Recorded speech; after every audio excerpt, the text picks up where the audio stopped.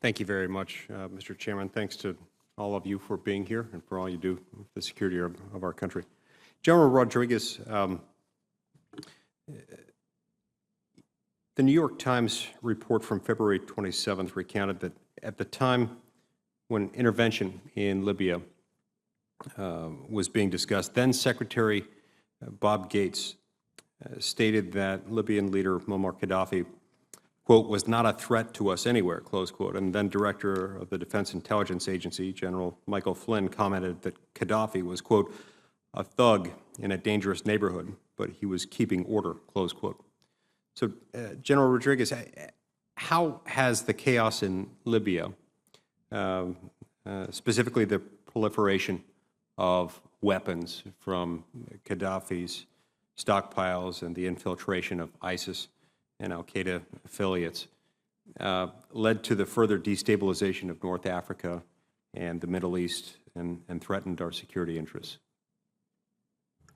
Thank you, Senator. The first effects of that destabilization was probably in Mali, when many of the fighters, as well as the arms, ammunition, and explosives headed that way, which created some of the challenges down there. So it has destabilized North Africa all the way across to Mali. The other challenge is the militias who have grown up and around and use many of the ammunition stocks for their power and influence, not only internal to Libya, but external to its neighbors. And then the challenges have continued to grow because of ISIS and its brand of terrorism to threaten places like Tunisia. And then, of course, the destabilized and the total chaos in the area there has contributed to the migrants problem. Thank you. In a long report last week from the New York Times, it was made clear that then Secretary of State Clinton and the White House were persuaded to support Western intervention in Libya in 2011, largely due to pressure from Western, from European and Arab allies who seemed to indicate that they would lead the operations, allowing the United States to lead from behind, as it was put at the time. What's your assessment of the involvement of European and Arab nations in Libya now, after the that intervention has now led to chaos and a sort of Islamist insurrection? I think, as the Secretary said many times, I think we would all hope that many of the European nations would do more in this arena. The United States has been supporting Saudi Arabia's military initiative in Yemen now for over a year.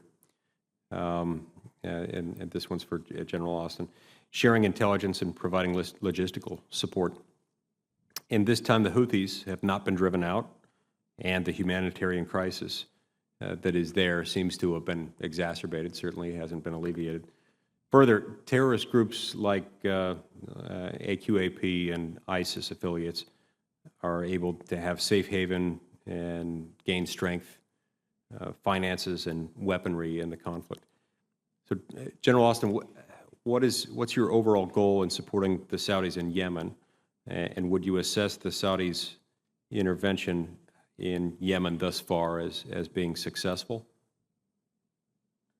Well, first of all, I assess that the current state of play in Yemen is that they're at an operational stalemate, Senator. I think both sides have pushed hard against each other, and because neither one has an overwhelming advantage, they don't seem to.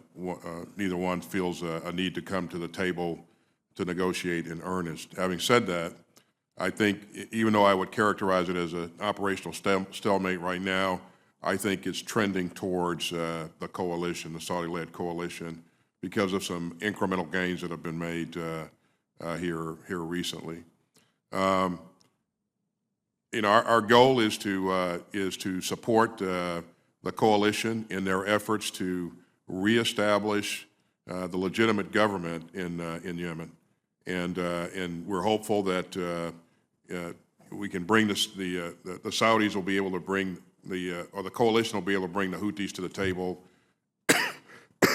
and negotiate a settlement that allows for this government to come back in and reestablish itself. And if it does that, that will enable us to work with that government to do more to counter terrorist networks like AQAP.